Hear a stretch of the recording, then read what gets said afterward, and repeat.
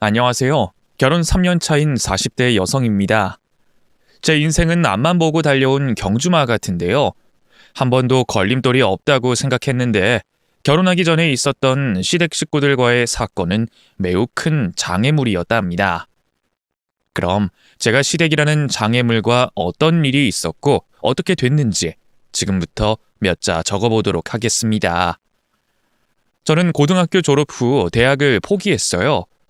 집이 가난하기도 했고 공부를 못하는 학생이어서 쉽게 포기하고 일찌감치 일자리를 얻어 돈을 벌었답니다. 여러 알바를 해보며 몸에 익고 마음에 드는 일을 찾아봤는데 주방에서 일하는 조리 보조가 가장 재밌고 시간도 잘 가서 파스타집 주방에서 오랜 시간을 일했답니다. 거의 10년 동안 한 자리를 지키며 일했더니 주방 보조에서 메인 요리사가 돼 제가 개발한 파스타를 원 없이 만들었어요. 그렇게 돈도 어느 정도 벌었고 홀로 서기를 해도 좋을 것 같아서 저를 키워준 사장님께 독립해서 파스타 집을 차려보겠다고 했어요. 그러자 사장님은 물심양면으로 도와주겠다며 저를 열렬히 응원해 주었습니다. 그래서 31살에 싸게 나온 가게를 인수해 파스타 집으로 차렸답니다. 유동 인구가 많지 않고 번화가가 아니어서 조금 걱정을 했는데 다행히 한두 번 찾아왔던 손님들이 입소문을 퍼뜨려 주셔서 멀리서 일부러 찾아오는 손님들이 많았답니다. 제 입으로 말하기 뭐하지만 제 파스타는 한 번도 맛보지 않은 사람은 있어도 한 번만 맛본 사람은 없을 정도로 맛있었어요. 제 가게를 오픈한 지 3개월이 지나자 매일 많은 손님들이 가게 앞으로 길게 줄을 설 정도였죠. 저는 멀리서 찾아오는 손님들을 그냥 돌려보내고 싶지 않아 쓰러질 듯 힘이 들어도 늦게까지 파스타를 만들었네요. 잠을 자는 것 빼고는 파스타를 만들어 파는 게 일상의 전부였죠. 돈을 쓰지는 못하고 계속해서 벌기만 하니 통장의 잔고는 어마어마하게 쌓이더군요. 장사한 지 5년이 지나가자 상상도 못했던 큰 돈이 모여 있었답니다. 그래서 전 꿈을 더 키우기로 했어요. 다른 지역에 분점을 내서 제 파스타를 널리 알리고 사랑받고 싶었습니다. 모아둔 돈으로 번화가에 있는 상가 1층에 가게를 차렸고 직원도 여럿 뽑아서 장사를 이어갔어요. 그렇게 1년의 시간이 지나자 제 가게는 더 유명해졌고 프랜차이즈 창업을 하고 싶다는 사람들이 줄을 섰습니다. 제 요리로 창업하고 싶다는 분들 중 가장 간절하고 열정이 넘치는 분들을 꼽아서 분점을 내기로 했어요. 너무 많으면 나중에 문제가 될 것 같기도 하고 특별함을 잃을 것 같아 서울과 수도권에 10군데만 오픈하게 됐습니다. 모든 재료와 레시피는 저에게 받아쓰는 조건으로 했기 때문에 맛에 큰 차이는 없어 보다 많은 손님들에게 사랑받게 됐죠. 그래서 전 남부럽지 않을 만큼 부자가 됐답니다. 제 나이 40이 될 때까지 쉼없이 달려서 얻은 쾌거이기도 하고 재능을 최선을 다해 살렸더니 크게 성공한 거죠. 한편 사귀는 연인이나 친한 친구 하나 없었어요. 앞만 보고 달렸으니 옆에 누군가 있는 게 이상한 일이죠. 그렇다고 나이 40이 되도록 남자를 만나보지 않은 건 아니었어요. 같은 일을 하는 요리사를 사귄 적이 있었는데 서로가 너무 바빠서 금방 소원해졌답니다. 애틋함이나 절실함이 서로에게 없어서 그런지 자연스럽게 헤어졌죠. 이후 다른 남자를 만나도 마찬가지였어요. 제가 일하는 걸 너무 좋아하는 바람에 사랑은 항상 뒷전이었습니다. 나이 40이 돼도 달라진 건 없었어요. 결혼은 필수가 아닌 선택이었으니 저는 혼자 늙어가는 것도 나쁘지 않다고 여겼답니다. 많은 돈을 벌어 부모님께 효도도 했고 제 노후를 위한 계획을 모두 세워놨으니 더 바랄 게 뭐가 있나 하는 마음으로 지냈어요. 그런데 새로운 인연이 저도 모르게 찾아왔습니다. 번화가에 차린 파스타 가게에 단골 손님들이 아주 많았는데 그중 저희 식당 건물 바로 위층에 피부과 의사 선생님과 눈이 맞고 말았답니다. 처음엔 단골 손님과 식당 사장으로 친하게 지냈는데 어느 순간부터 식당 밖에서 만났는데 그 순간들이 모두 연애를 하고 있던 거더라고요. 저희 두 사람은 누가 고백을 한 것도 아니었는데 어느새 다정한 연인이 돼 있었고 불같고 애틋한 사랑을 열렬하게 이어갔습니다. 저와 피부과 의사 선생님은 둘 다 나이가 40대여서 결혼을 서두르고 싶었어요. 저도 이런 생각은 처음 들었는데 빨리 가정을 이루고 아이를 낳아 남들 같은 평범한 삶을 살고 싶었답니다. 그래서 그이가 결혼하자는 청혼을 하자마자 바로 알겠다며 허락을 했어요. 연애한 지 6개월 만의 일이었죠. 비록 사귄 기간이 짧긴 했으나 그 기간에 서로에 대한 사랑이 최고조로 이르렀으니 무엇도 저희 두 사람을 갈라놓을 수 없었습니다. 그래서 먼저 저희 친정 부모님께 남편을 소개해드렸더니 아주 마음에 들어 하셨어요. 의사의 성격과 외모까지 훌륭하니 반대할 이유가 어디 있겠냐며 남편을 받아들였습니다. 그리고 며칠 뒤 처음 남편 집에 가게 됐는데 문이 열리자 저도 모르게 놀란 목소리를 내고 말았답니다. 남편의 식구가 좀 많았거든요. 시부모님과 시동생 넷이 저를 반겨주셨어요. 그이가 형제 관계를 말해주지 않아 모르고 있던 터라 시숙들과 시누이 둘이 있는 걸 그날 처음 알게 됐습니다. 귓속말로 왜 식구가 많은 걸 알려주지 않았냐고 그이에게 물었더니 제가 도망갈 것 같아 일부러 비밀로 했다더군요. 시부모님과 시동생 넷이 있는 남자를 누가 좋아하겠냐며 입을 다물고 있었다네요. 조금 놀랍고 부담스럽긴 하지만 그이가 저와 결혼하고 싶어서 그런 거라 크게 개의치 않았어요. 식구가 많다고 남편과 헤어질 게 아니었으니까요. 여하튼 시댁 식구들의 환대를 받고 어마무시한 밥상 앞에 앉아 저를 포함해서 8명의 가족이 식사를 했답니다. 식구들의 시선은 모두 저를 향하고 있어서 굉장히 부담스러웠어요. 여러 가지 질문을 던져주셨는데 긴장이 풀리지 않아 더듬거리는 목소리로 겨우 대답을 했답니다. 제가 파스타 프랜차이즈 대표라고 하니 다들 놀라는 얼굴이었고 식구들 대부분이 제 음식을 자주 먹고 있다는 말을 듣게 돼 조금의 긴장을 풀게 됐네요. 제가 남편과 나이도 비슷하고 사업을 크게 하고 있으니 결혼 허락이 쉽게 떨어질 줄 알았는데 그렇지 않았답니다. 시어머니는 저에게 통장을 공개할 수 있냐는 질문을 하셨습니다. 처음 본 자리에서 그런 말을 들으니 얼굴이 화끈거렸답니다. 아가씨 빚 좋은 개살구 아니야? 사업하는 사람들 보면 죄다 빚만 잔뜩 가지고 있자녀. 프랜차이즈 대표라고 해도 재정 상태를 공개하지 못하면 우리 장남하고 결혼하는 건 힘들 거야. 우리가 큰 요구를 하는 거라 생각하지? 그런데 의사 아들한테 빌부터 먹으려고 했던 여자들이 하도 많아서 확인 절차를 좀 해야 해.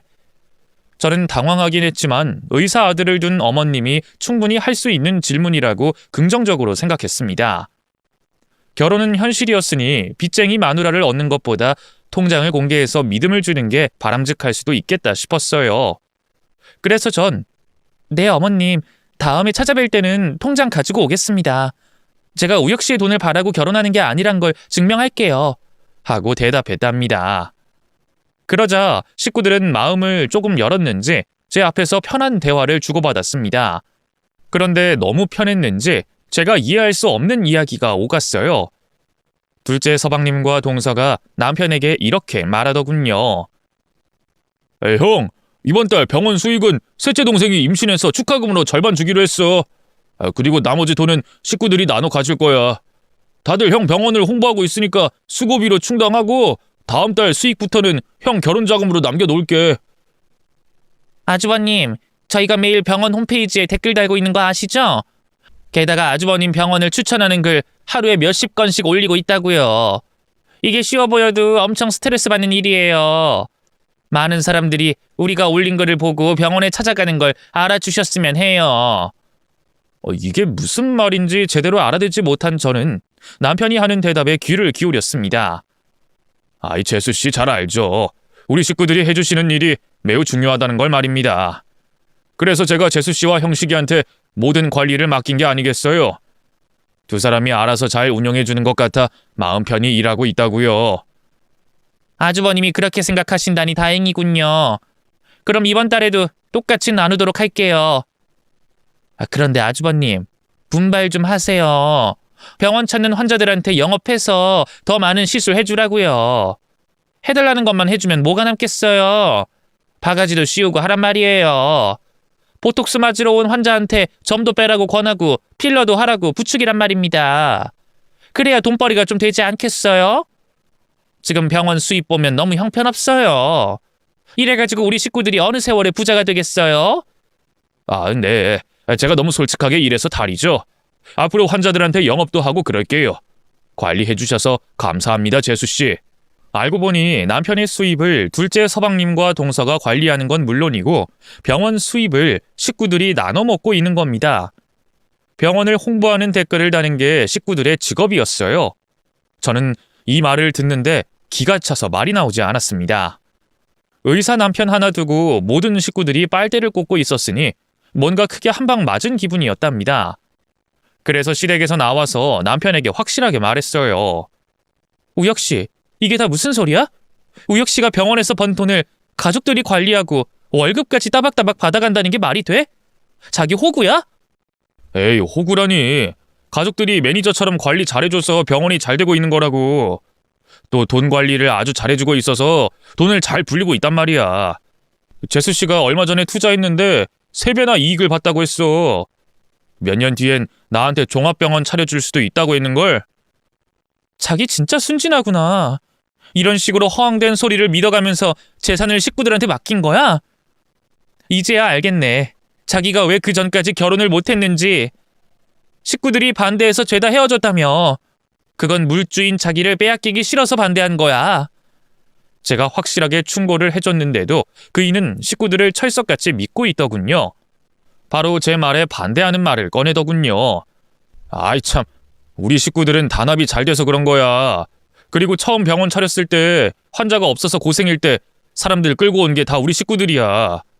그래서 지금까지 버틸 수 있었고 먹고 살 수 있었다고. 병원이 잘 되는 건 의사인 당신 덕이지. 그게 왜 식구들 덕이야? 우혁 씨, 진짜 바보 아니야? 식구들이 당신 재산을 얼마나 빼돌렸을까 하는 생각은 안 해봤어? 다들 제 몫을 가져가고 남은 건 내 앞으로 펀드랑 주식이 들어있어.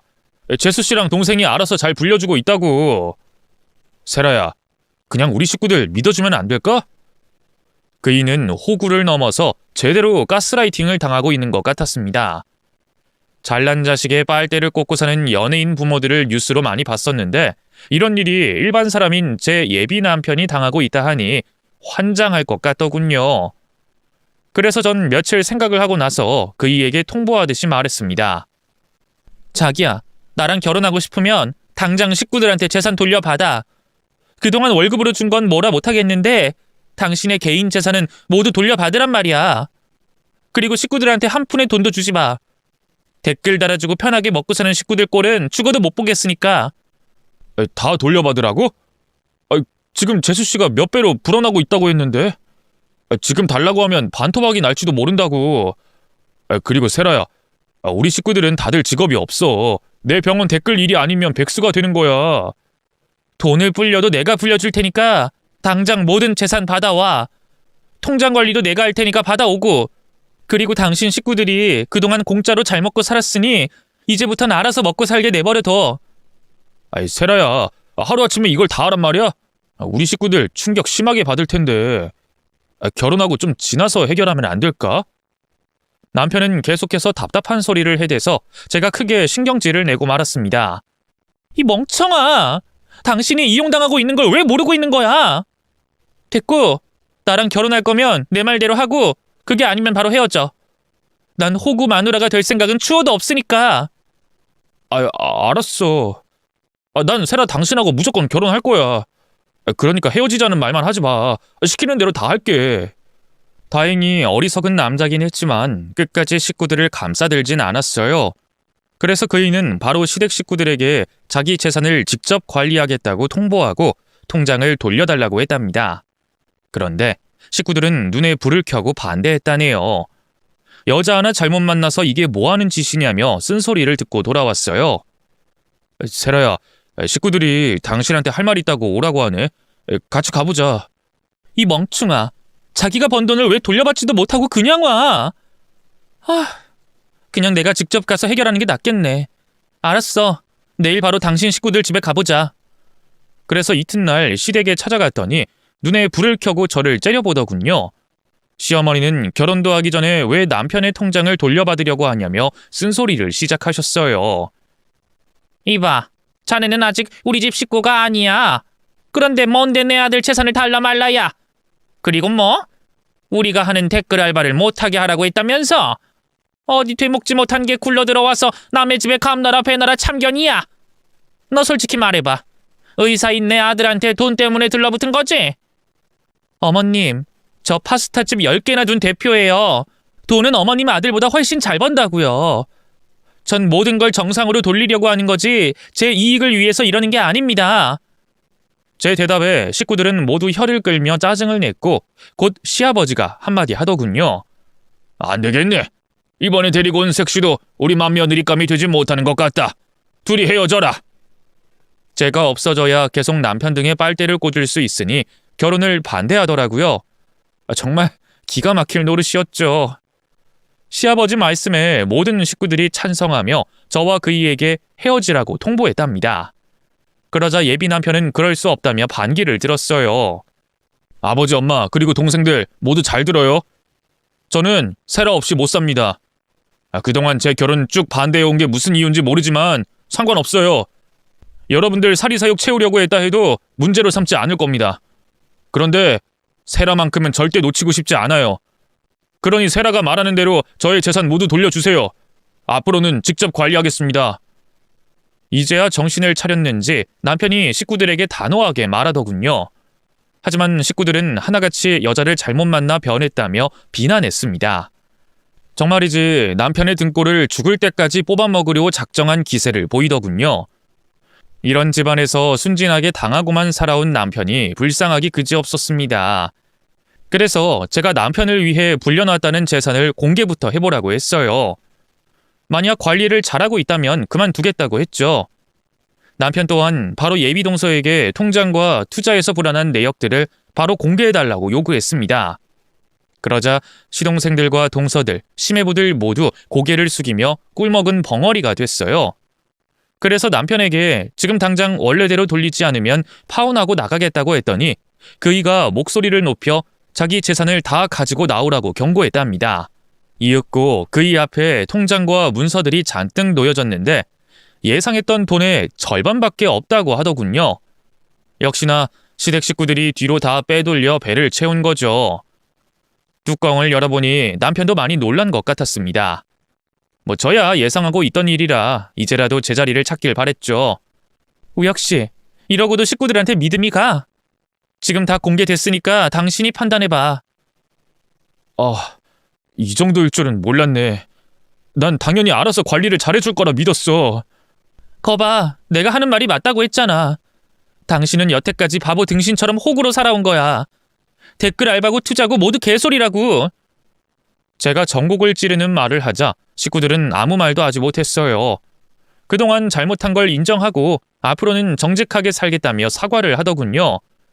그리고 조금 전까지 저를 반대하겠다고 했는데 생각을 바꿨는지 결혼하라고 일렀습니다. 아주 시원하진 않았지만 이렇게나마 남편의 문제를 더 커지지 않고 해결할 수 있었답니다.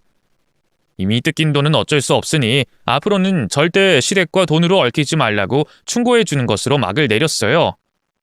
그래서 식구들은 다들 직업이 없는 상태로 놀고 먹었습니다. 댓글 알바할 때와 달라진 게 하나도 없는 거지만요. 그래서 제 머릿속에는 남편과 결혼하면 시댁과 완전히 선을 긋고 살아야겠다는 생각이 가득했습니다. 그런데 얼마 뒤 시댁 식구들이 단체로 저희 파스타집에 찾아왔어요. 음식을 잔뜩 주문하고 큰 소리로 떠들며 맛을 보더군요. 그러더니 맛대가리가 없네, 음식을 먹으니 배가 아프다며 진상을 부렸어요. 시어머니가 먼저 막말을 시작하셨습니다. 예, 너 음식을 이렇게 대충 팔아도 되는 거니? 우리가 일부러 시간 내서 왔는데 이따위 음식을 내놓은 거야? 이따위 파스타가 뭐가 대단하다고 불티나게 팔리는 건지 이해가 안 된다. 이건 도저히 내 돈 주고 먹을 음식이 아니다. 별점 테러해서 망하게 해줘야겠다고.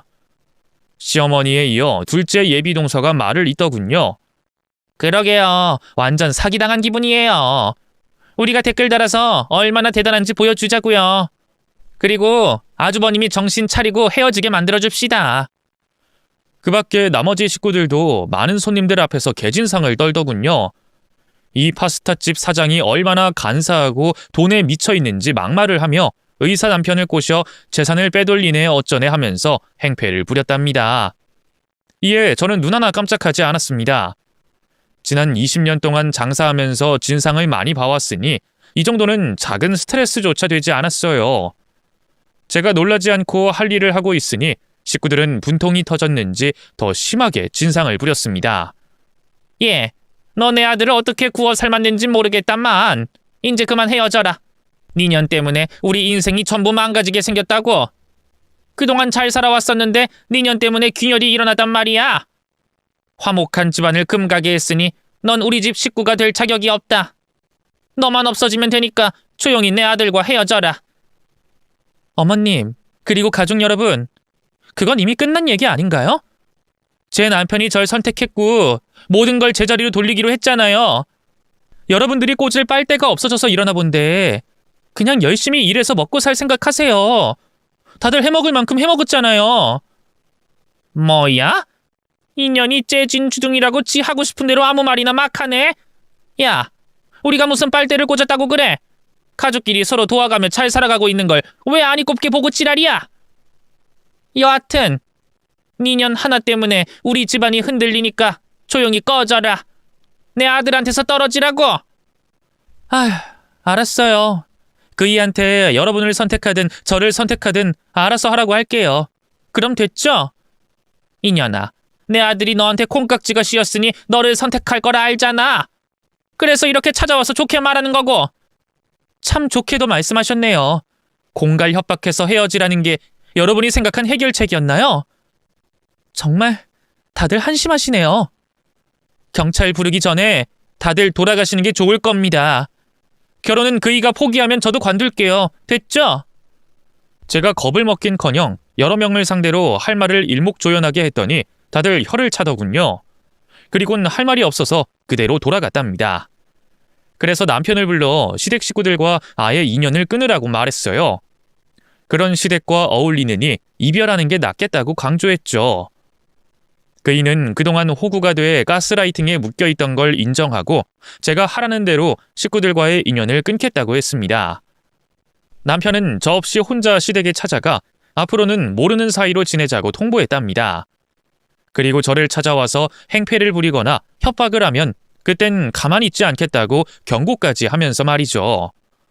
이에 저는 남편이 기특했어요. 이제야 기생충 같은 식구들을 끊어버렸으니 얼마나 속이 시원하던지 마치 앓던 이가 빠진 기분이었습니다. 저희 두 사람은 시댁의 간섭에서 벗어나 결혼 준비를 하게 됐어요. 예식 날짜를 잡고 신혼집과 혼수를 고르고 차차 준비를 해나갔죠. 그런데 결혼식 전에 시부모님이 저와 남편을 찾아왔어요. 두 분은 눈물을 흘리면서 지난 잘못을 인정하고 사과했답니다.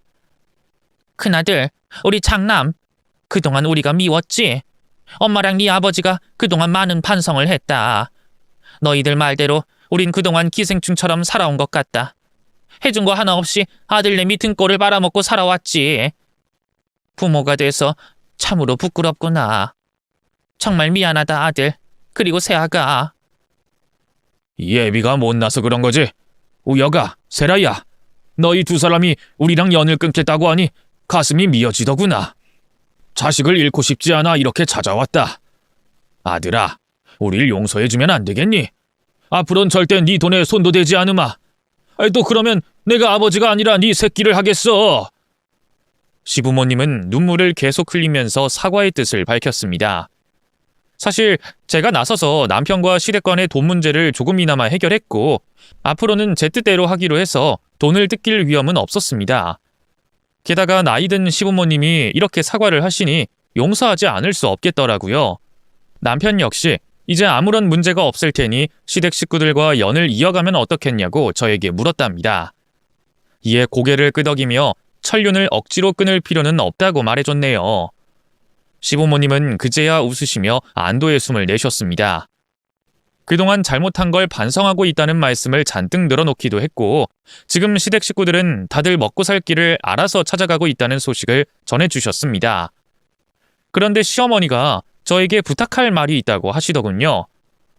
세아가, 네가 운영하는 파스타 가게 우리 애들 취직시켜주면 안 되겠니? 지금 네 시동생들이 백방으로 일자리 찾아보고 있긴 하지만 뜻대로 안 되는 것 같더구나. 들어보니 요리 말고도 마케팅이랑 이것저것 일할 게 많다고 하던데. 우리 애들이 조금 철이 없긴 하지만 일 시키면 아주 열심히 할 거야. 너한테 이런 부탁해서 염치가 없긴 한데 꼭 좀 들어줬으면 좋겠구나. 애들이 다 새 사람이 되겠다고 약속했다고. 네? 저한테 시동생들 취직을 시켜달라고요? 생각을 좀 해볼게요. 마땅한 자리가 있는지 알아볼게요. 그게 정말이야? 아유, 고맙다, 새아가. 네가 우리 애들을 살려주는 거야. 진심으로 고맙다. 시어머니는 제 두 손을 잡으시며 어떤 일이든 막 부려먹어도 좋다고 말씀하셨습니다. 그렇게까지 나오니 안 된다고 말하지 못하고 긍정적으로 생각을 해보겠다고 일렀답니다. 물론 마음에 들지 않은 시동생들에게 일자리를 주는 게 싫었지만 일손이 부족하기도 하고 사업을 더 크게 키우고 싶었으니 좋은 마음을 가지고 어떤 일을 시킬지 고민해보기로 했어요. 시부모님은 제 말을 듣고 한 번 더 안도하시더니 결혼 전에 시댁에 한번 찾아오라고 했습니다. 얼마 뒤면 시할아버지 제삿날인데 그때 식구들이 모여 화해도 하고 기분 좋게 대화도 나누자면서 말이죠. 그래서 저는 알겠다고 대답하고 남편과 사흘 뒤 시댁으로 찾아갔습니다. 현관문이 열리자 발 디딜 틈이 없을 정도로 많은 친척들이 오셨더라고요. 시댁 식구만 있어도 부담스러운데 30명의 친척들이 저를 보겠다고 찾아온 겁니다. 결혼 전에 많은 사람들에게 인사드리는 거라 생각하고 조신한 척하며 인사를 드렸어요. 집안 어른들은 참한 색식감이 들어와 좋다시며 반겨주셨고 나머지 젊은 친척들도 환대해 주셨답니다. 다들 힘을 더해 제사상을 차리고 있었어요. 이윽고 상다리가 부러질 만큼 많은 제사 음식이 올려지고 10시까지 기다리기로 했습니다. 아직 1시간이 남아있어 거실 바닥에 비좁게 앉아 있었죠. 그런데 친척 중 젊은 사내 하나가 시어머니한테 말을 걸더군요. 고모, 우리 취직시켜주는 거 확실해요? 아유, 그럼. 내 며느리가 파스타 사업 크게 하는 오너라고. 벌써 일러둬서 우리 집 식구 모두 그리로 취직하기로 맘먹었다. 가만 보자. 우리 둘째 아들이 이사 맡으면 딱이고 나머지 애들은 관리자급으로 일하면 좋을 것 같아. 새아가, 괜찮지? 네가 며칠 전에 우리 애들 다 받아주겠다고 했잖아. 저는 기껏해야 말단 직원이나 청소하는 보조로 쓸 생각이었는데 시부모님과 식구들은 제대로 착각한 것 같더군요. 어머님, 제가 언제 관리자로 취직시키겠다고 했어요? 그리고 확실하게 대답한 게 아니라 긍정적으로 검토해보겠다고 말씀드렸는데 벌써 취직했다는 말씀은 좀 그렇네요. 얘가 지금 무슨 말하는 거야? 이제 와서 오리발을 내미는 거니? 너 지금 친척들 앞에서 우리 부부 망신시키려는 거냐? 벌써 우리 애들 직책이랑 직급 다 정해놨다고. 이사회, 관리부장, 새로 오픈한 지점의 지점장으로 다 한 자리씩 꿰차기로 했단 말이야. 그런데 이제 와서 못하겠다고? 이 괘씸한 것 좀 봐라. 야, 너 때문에 우리 큰아들 일 못하고 있는 거 몰라? 그동안에 먹고 사는데 지장 없었는데 네가 방해하는 바람에 모두 물거품이 됐잖아. 그러니까 네가 끝까지 책임져야 하는 거 아니냐고. 시어머니 억지에 기운이 빠지더군요. 게다가 백수인 친척들은 시어머니한테 얘기를 듣고 저에게 빌부터 한 자리씩 꿰찰 수 있다는 말에 시댁에 모인 거랍니다. 제 남편 등골 빼먹는 걸 못하게 됐으니 저더러 희생양이 되라는 거죠. 저는 황당해서 혀를 차고 있는데 시부모님과 친척 어른들이 저에게 화를 냈습니다. 의사 남편과 결혼하게 되면 그 정도 부탁은 들어주는 게 인지상정이 아니냐면서 공짜로 의사 마누라 자리를 차지할 생각을 하냐며 일자리라도 내놓으라고 협박하더군요. 거기엔 정상인 사람이 저와 남편밖에 없었습니다. 집안 종자가 하나같이 기생충을 달고 나왔는지 어떻게든 빌붙어서 빨대를 꽂으려고 하더군요. 10분이 넘도록 쌍욕을 먹어가며 시동생들과 친척들을 간부급으로 취직시키라는 협박을 듣고 있는데 옆에 있던 남편은 기가 죽었는지 아무 말도 못하더라고요. 그 순간 이런 남자와 평생 살지 못할 걸 알게 됐고 이런 시댁은 한시라도 끊어버리는 게 정답이라는 걸 깨달았습니다. 그래서 조용히 시댁을 떠나려고 몸을 틀었는데 시동생들이 제 앞을 가로막았답니다. 둘째 시동생이 저에게 뭔가를 요구하더군요. 어이 형수, 이대로 나가는 게 어딨어요? 우리한테 취직 자리 못 주겠어요? 지금 표정 보니까 결혼이고 뭐고 때려치우고 싶어하는 사람 얼굴이네. 그럼 그냥 나가지 말고 우리 가족들한테 피해 보상하고 나가세요. 댁이 잘 살고 있는 우리 식구들한테 이간질하고 사이가 틀어지게 했잖아요. 합의금으로 우리 식구들한테 두당 500만 원씩 주고 나가세요. 우리가 댁 때문에 한 달 동안 수입이 없었으니까 보상하고 나가라고. 지금 뭐라고 했어요? 당신들 장남한테서 한 달 동안 뜯어먹지 못한 걸 나더러 변상하라고? 하, 기가 막히네. 이 기생충 새끼들이 날 개 호구로 보고 있나? 이봐, 나 20년 동안 장사한 잔뼈 굵은 여자야. 니들같이 무지막지하게 심한 기생충은 처음이긴 하지만 나한텐 통하지도 않을 뿐더러 가소롭게 보이거든. 나 조용히 나가게 비켜라. 니들 형이랑 결혼 안 할 테니까 다들 꺼지라고. 하지만 막무가내인 기생충들은 저에게 합의금을 달라고 쪼아대더군요. 그 순간 남편의 얼굴을 봤더니 화가 나긴 하는데 선뜻 나서지 못하는 것 같았습니다. 저보다 가족이 소중해서 그런 건지 친척들이 많은 자리라 참고 있는 건진 모르겠지만 여기서 그이와 끝내기로 마음을 먹었네요.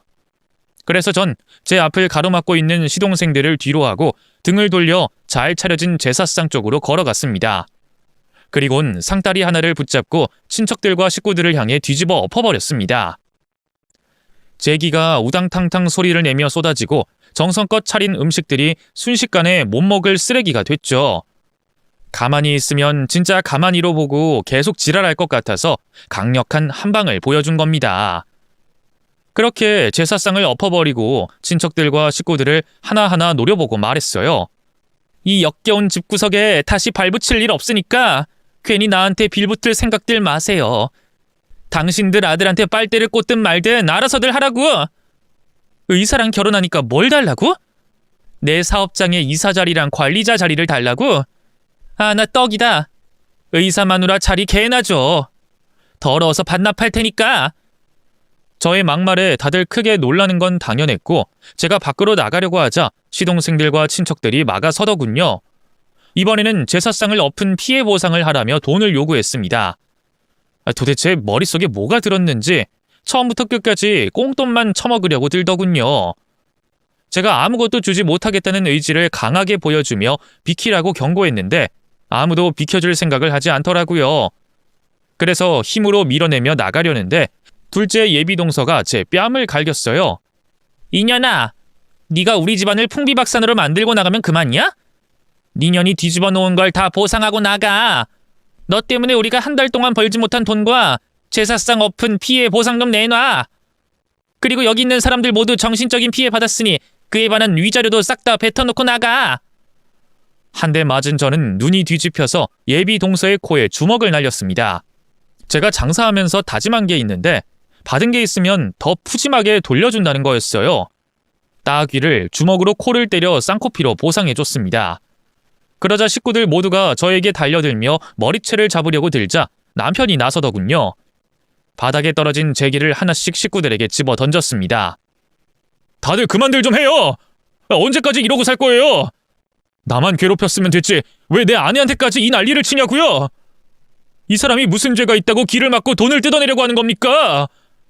어떻게 된 게 우리 집안에는 정상인 사람이 하나도 없는 거예요? 정말 지긋지긋하네요. 이놈의 집안 아들이라고 해서 참으려고 했는데 도저히 안 되겠어요. 여기 있는 식구들 친척들하고 죄다 연 끊어버리겠습니다. 난 아내와 여기서 떠나겠어요. 그러니 다들 비켜! 우유부단하고 여리기만 한 줄 알았던 남편은 분노의 말을 쏟아내고는 제 앞을 가로막은 식구들에게 주먹을 날리며 쓰러뜨렸습니다. 그리고 식구들은 당황해서 가만히 맞고만 있더라고요. 자기들 물줄을 공격하는 게 어려웠는지 그냥 맞고 물러섰답니다.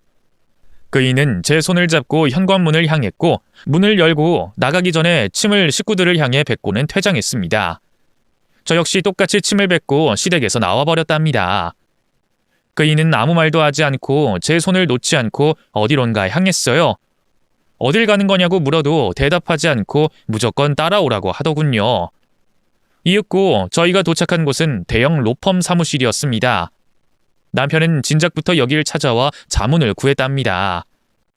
세라야, 오늘 일 정말 미안해. 그런데 나와 헤어지는 건 보류해둬. 오늘로써 집안 사람들과는 끝이니까. 식구들이 나한테 빼돌린 재산들 모두 소송해서 받아낼 거야. 그리고 병원 돈을 마음대로 횡령한 것도 모두 증거로 남겨놨어. 크게는 감옥까지 보낼 수 있어. 이젠 당신 남편으로 자격이 되는 거지? 응? 식구들을 고소하겠다고? 당신 진심이야? 혹시나 해서 미리 알아봤었어. 오늘 같은 날이 올지 모른다는 생각에 대비하려고 말이야. 당신이 그 인간들한테 당하는 걸 보니까 확신이 생기더라고. 다시는 상종하지 말아야 하고 제대로 된 복수를 해주고 끝장을 봐야겠다고 말이야. 그러니까 나랑 헤어질 생각은 접어둬. 저는 그이의 말에 조용히 고개를 끄덕였습니다. 남편은 시댁 식구 모두를 고소장에 적어 횡령과 배임, 갈취죄로 소장을 작성해서 보냈습니다. 그이가 받아내야 하는 돈은 무려 20억이었어요. 그이가 20년 동안 뜯긴 돈을 대충 추산한 거죠. 남편의 변호사팀은 철저하게 조사해서 형사고소를 함께 진행했답니다. 이에 시댁 식구들은 경찰서로 뻔질나게 드나들며 억울하다고 호소했고 죽어도 잘못한 게 없다고 하더랍니다. 하지만 증거가 빼곡히 있었으니 빠져나갈 구멍이 없게 됐어요.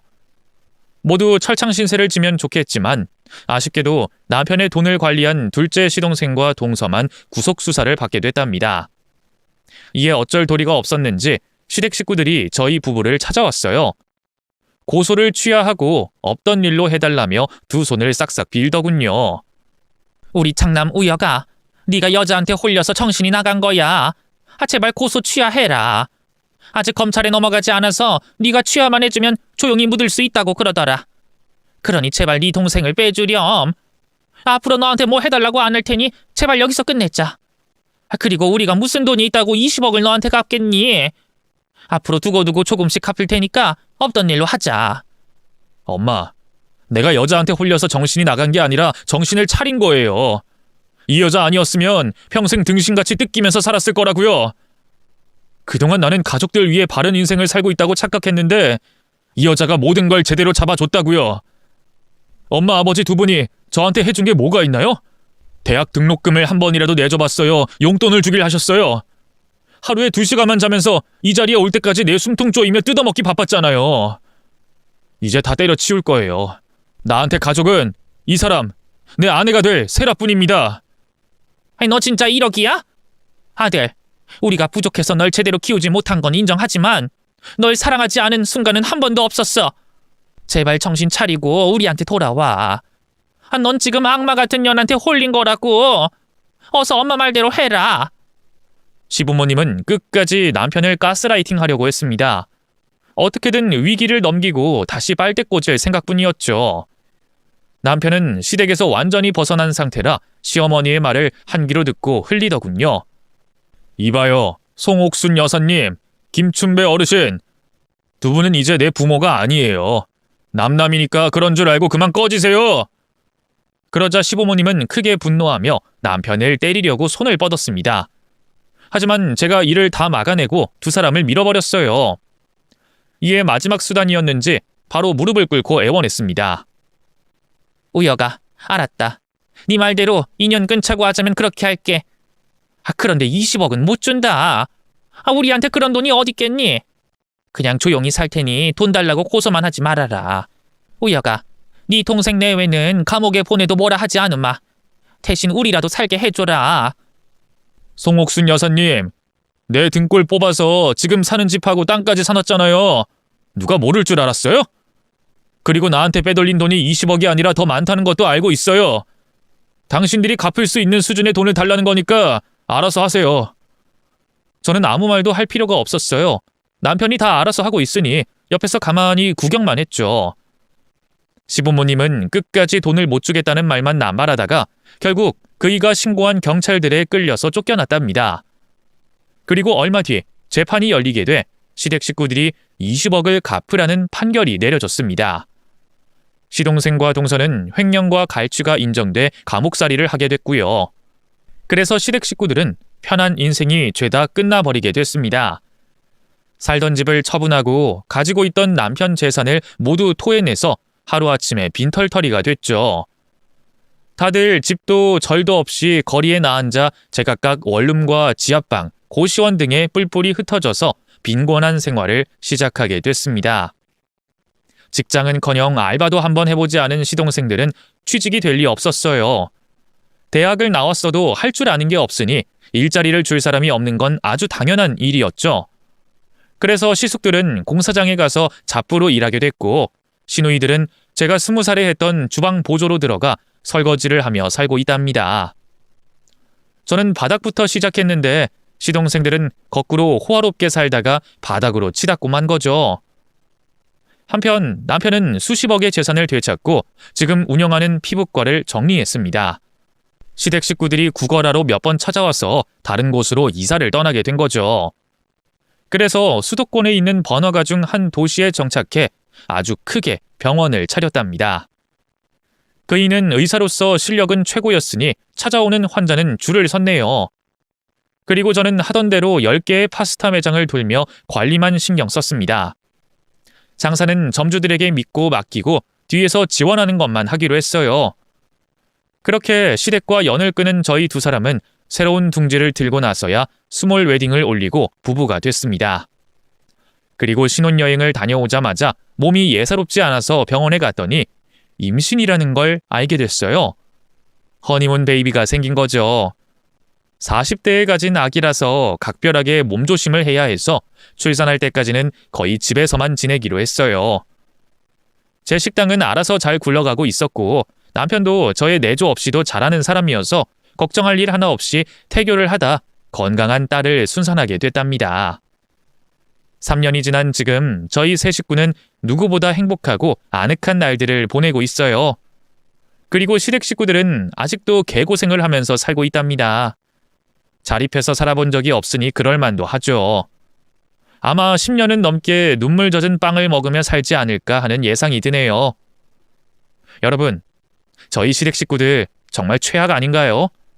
그나마 남편이 저를 만나 정신을 차려서 다행이지 제가 아니었으면 아직도 호구 노릇하면서 살았을지도 모르겠네요. 여하튼 잘 정리되고 해결됐으니 다행이라고 생각합니다.